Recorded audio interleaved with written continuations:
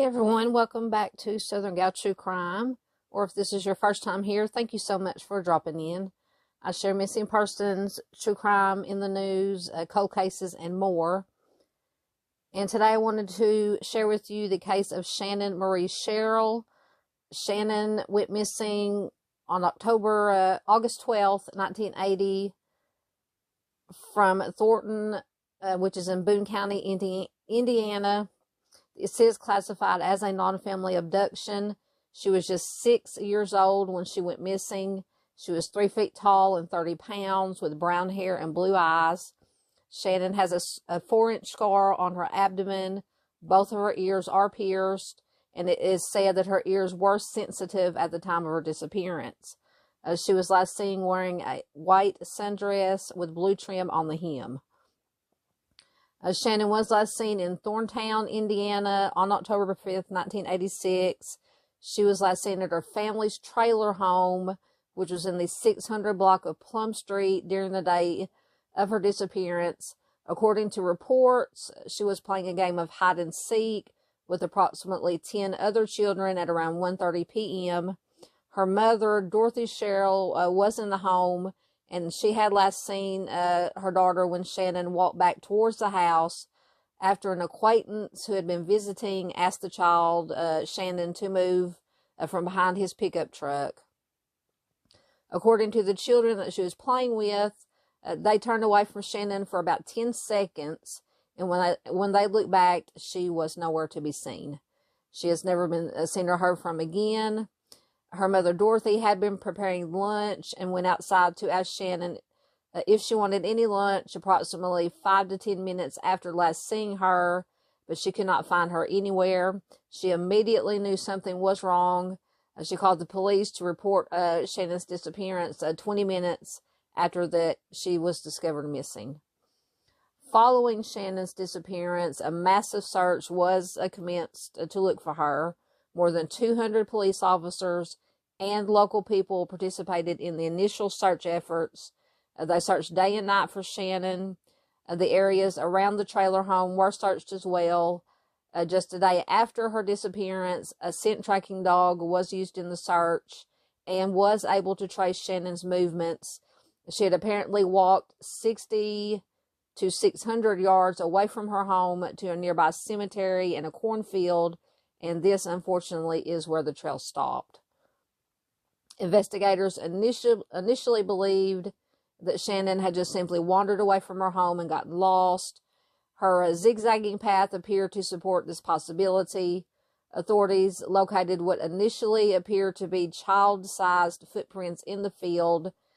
It appeared that whoever made these footprints was barefoot, which is why they initially appeared to be those of Shannon.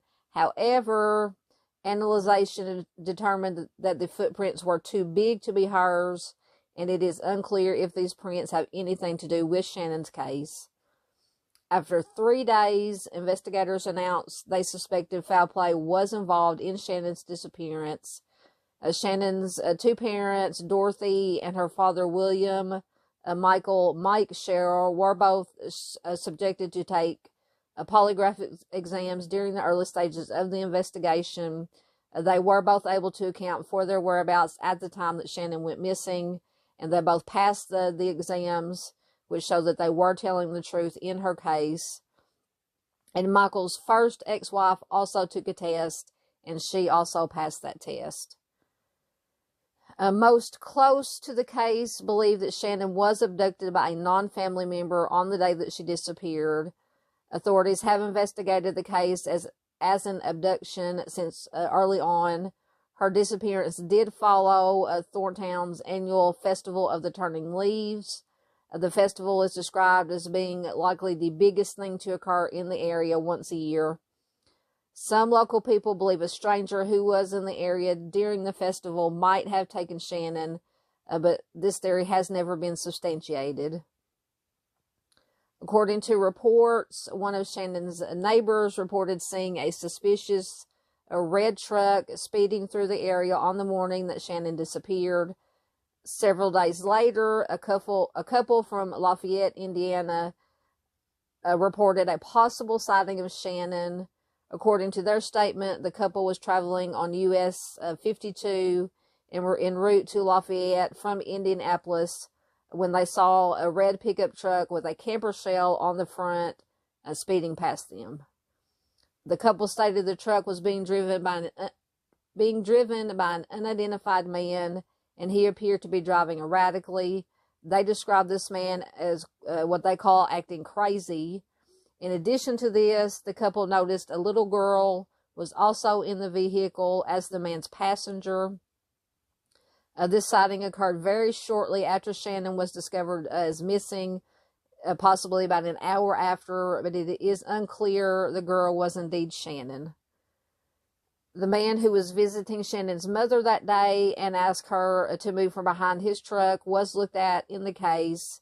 The truck he drove was red, which would fit with the sighting, but it did not have a camper shell on it. According to reports, this man was cleared of involvement in the case, and he is not considered a suspect. Another man who allegedly threatened to kidnap his daughter from the area upon his release from prison was also cleared as a suspect. Investigators also looked into the possibility that a known child offender in the area might have been involved in Shannon's apparent abduction. This individual in question, however, was ruled out early on in the investigation because he had what they call an airtight alibi for the time that she was taken. His house was also searched, but investigators found nothing to indicate that he was involved in Shannon's disappearance.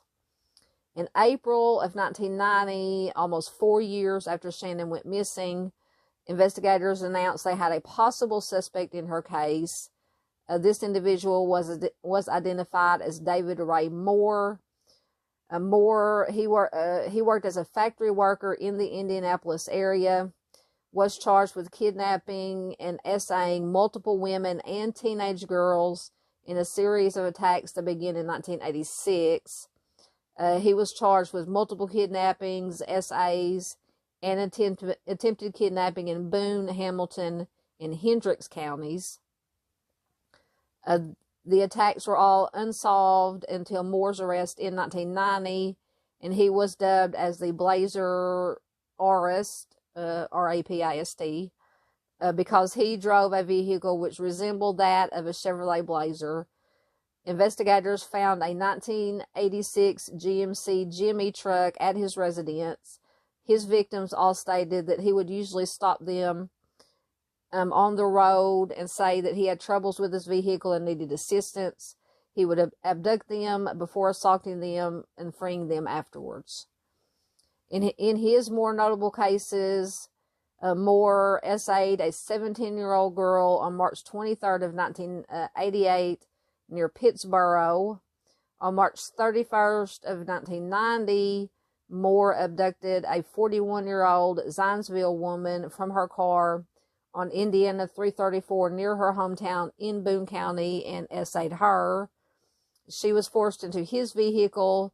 She was taken to Hamilton County before being assaulted, and he was arrested after he tried to take another woman in early April of 1990.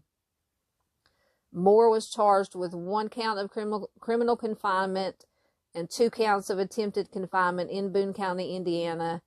He was also charged with 1 essay charge, 1 criminal deviant conduct charge, and 1 criminal confinement charge in Hendricks County. As for Hamilton County, Moore was charged with 1 count of essay with a deadly weapon. According to reports, Moore was charged with attempted confinement and abduction in connection to a case involving an 11-year-old girl in Lebanon, Indiana. The girl was walking home from school when Moore approached her and asked her for directions to Fortville. He then pointed a firearm at her head and told her to get inside of his truck, but she panicked and ran away. She did call for help. This attempted abduction occurred on October 17, 1986, just 12 days after Shannon went missing. The distance between Thorntown and Lebanon is roughly 9 miles, and it's only a 14-minute drive. According to family members, Moore acted, quote, irrationally immediately following Shannon's apparent abduction. His ex-wife recalled how she had clipped a photo of Shannon from a newspaper about her case in their home, but it had disappeared sometime later. Investigators have noted how Moore used a weapon such as a knife or a firearm for purposes of coercion in many of his attacks. Shannon's parents both stated that she would never have gone off with any stranger unless she was forced to, and it's been considered due to this that a weapon was possibly used by whomever abducted Shannon. Despite the strong possibility that he was involved, Moore has never been charged in the case, and there is no evidence linking him to Shannon's case. For many years, Shannon's case grew cold, but it was never forgotten. However, in late July of 2003, her family and police had hoped that the case would be solved when a woman contacted them and told them that she believed that she was Shannon, their long missing daughter. This woman first contacted Dorothy on July 26th and claimed that she was Shannon. She then contacted Mike and relayed the same information to him. This woman claimed that she had never really remembered much about her childhood, but recovered some memories due to therapy, and felt that her newly found memories matched up with aspects of Shannon's life. She also did send photographs of herself from when she was younger, and she bore, they said, some similarities to Shannon. The woman also contacted the press and media to let the story gain as much attention as possible. Many people, including her parents, hoped that Shannon would finally come home after nearly 20 years, but this was not her. It was soon discovered through DNA testing and general analysis that the woman claiming to be Shannon was not her at all. She was identified as Donna Lynette Walker. She was 35 years old in 2003. According to what investigators gathered, Walker used 3 different names and 3 different voices in several phone calls in order to make her story seem real. The names that she used were later found to be false names or names of people who had no connection whatsoever to her or Shannon. Donna has a history of creating hoaxes like this one. Investigators searched her Topeka, Kansas home where she lived, but found that she had fled and there was no sign of her there. A warrant for her arrest was issued. She was charged with felony identity deception and misdemeanor false reporting. She did eventually turn herself into federal custody. In order to defend herself, Walker claimed that she only did the hoax in order to bring attention to the case. So just interject here, my opinion, she just wanted to bring attention to herself. In April of 2004, Walker was sentenced to 18 months in prison and 4 years probation for the charges against her. She struck up a deal with prosecutors in order to avoid a trial. She could have faced 4 years in prison if she went to trial and was convicted of the charges against her. 10 other charges against her were dropped. Walker, she ended up serving 9 months in prison before being released on probation, and her probation ended in 2008. The hoax was said to have caused a large amount of emotional damage to Shannon's family, especially her parents, who have held out hope for her safe return for many years. Despite this, they do continue to hope for some resolution in Shannon's disappearance. In 2007, investigators named David Elliott Penton as a possible suspect in Shannon's disappearance.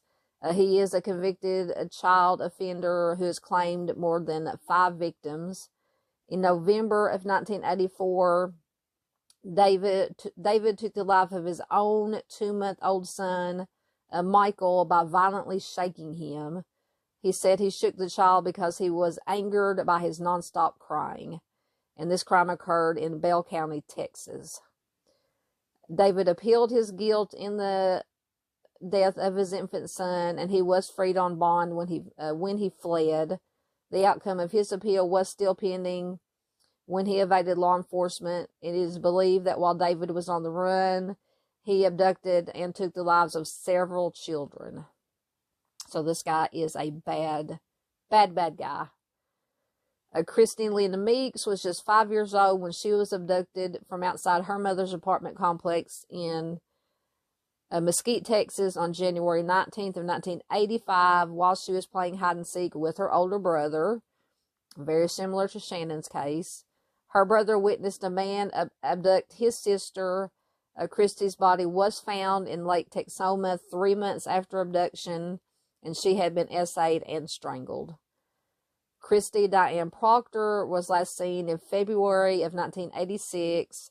She was walking to her apartment in Dallas, Texas at the time. She was presumably abducted while walking. Her skeletal remains were discovered in a field in Plano, Texas on April 9th of 1988. She also had been essayed and strangled, and she was 10 years old when she vanished.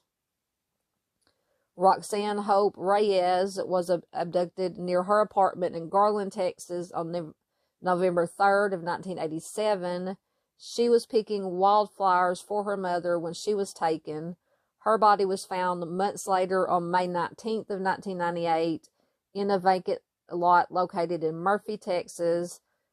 Once again, she was essayed and strangled. She was only 4 years old when she was abducted.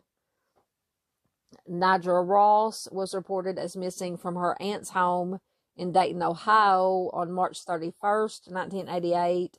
She was presumed kidnapped until her remains were found in a dry creek bed in Marion, Ohio, 8 months later.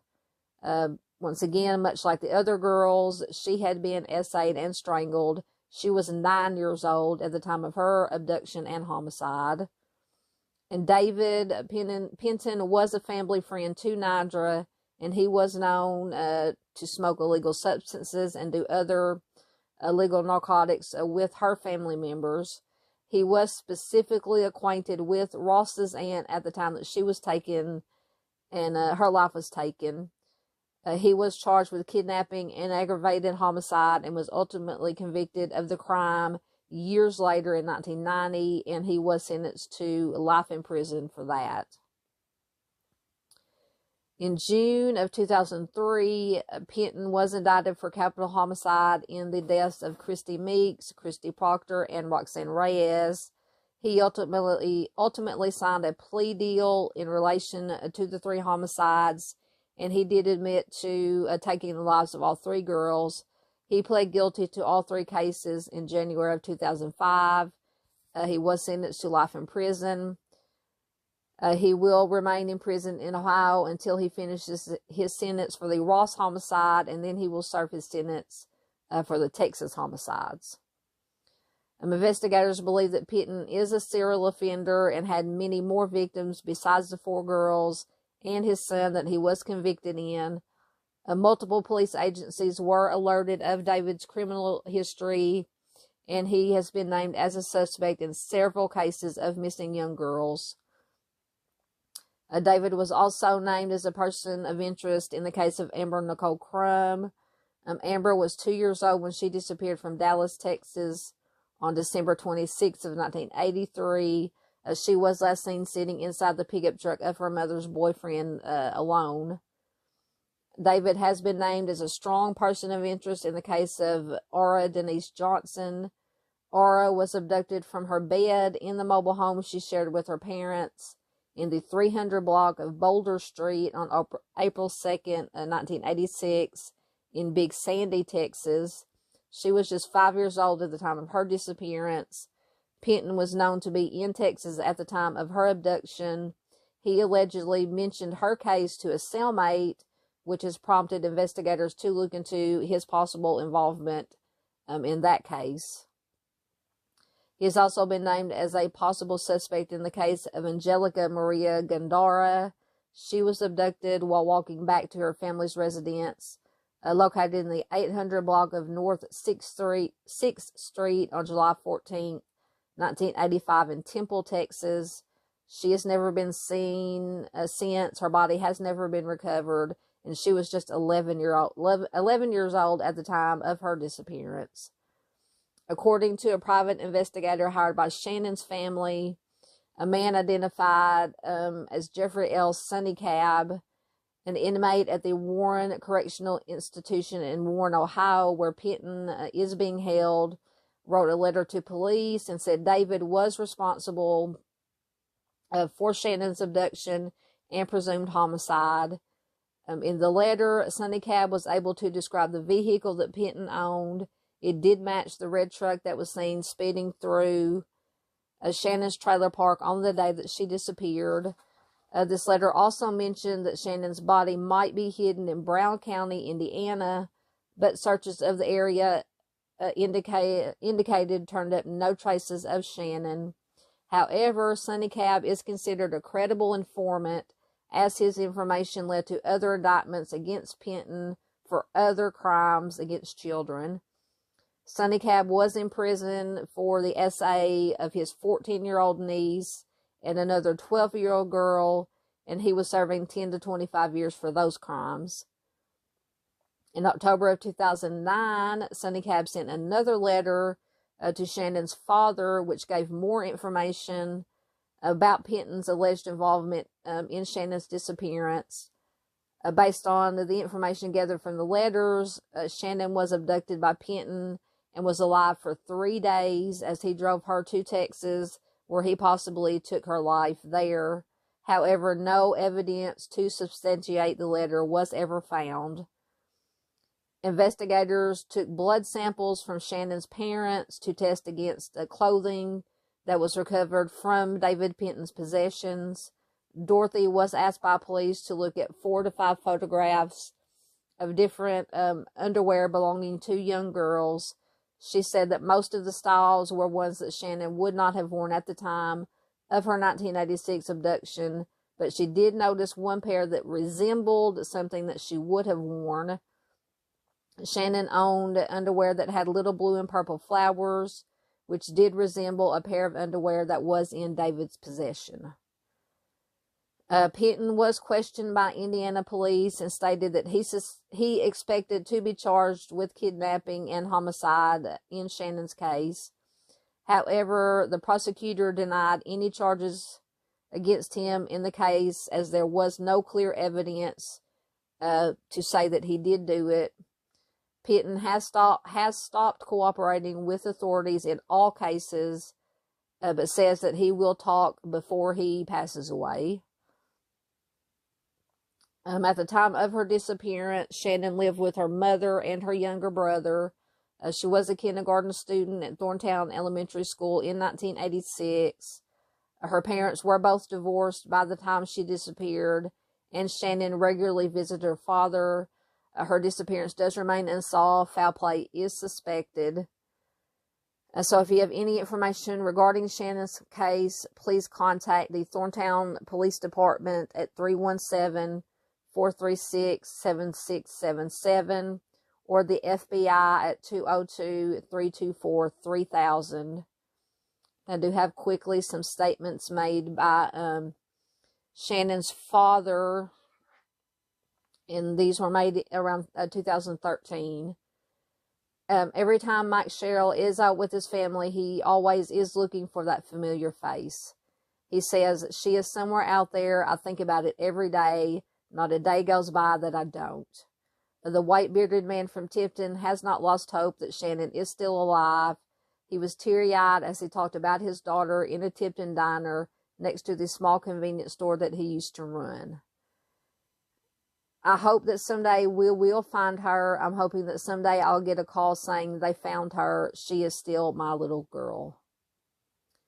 Looking back, Sherrill said that he has no anger toward Walker, who was the woman who called and claimed to be Shannon. But the pain is still there. "She hurt me," he said, his voice cracking. But like she said, she was only trying to help. Sherrill said he remembers the excitement he felt when Walker said that she was Shannon. He says, 3 or 4 times a day, I ask everyone, when are we going to get her? I was on top of the world. She is coming home. He talked to Walker on the phone as if she were Shannon. I asked her what she's been up to. She said she was fine and anxious to get home and see everybody. She acted like that she was my daughter. He remembers breaking down after he found out that it was all a hoax. He says, it was heartbreaking. I was this close to finding her. Every day her father wonders what Shannon would be like today, if she was still that shy little girl like she was 27 years ago. He says, I wonder, do I have grandkids out there? A new Indiana State Police detective did take over the case after the previous one retired. Sherrill said he hopes a new set of eyes will uncover new information. Detective Matt Lawrence said there is no new information on the case. He declined to comment on whether police have received tips or if he is following any new leads. He said, however, that just like any cold case, there is always a chance that new information will surface. The reason we keep these cases open is because over time, people's motives for not reporting information may have changed. People mature, life situations change. They may have knowledge of what happened or may have seen something that they initially felt that they could not report to police. So once again, if you know anything about this case, you can also call Indiana State Police Detective Matt Lawrence at 317-899-8577. Once again, the other numbers you can call are the Thorntown Police Department at 317-436-7677 or the FBI at 202-324-3000. Thanks for watching, guys. Please give this video a thumbs up before you leave. Leave a comment. The most important thing you can do is share this video anywhere and everywhere you can to keep Shannon's face out there, her name out there, so that she is never forgotten. Once again, thanks for watching, and I will see you in the next one.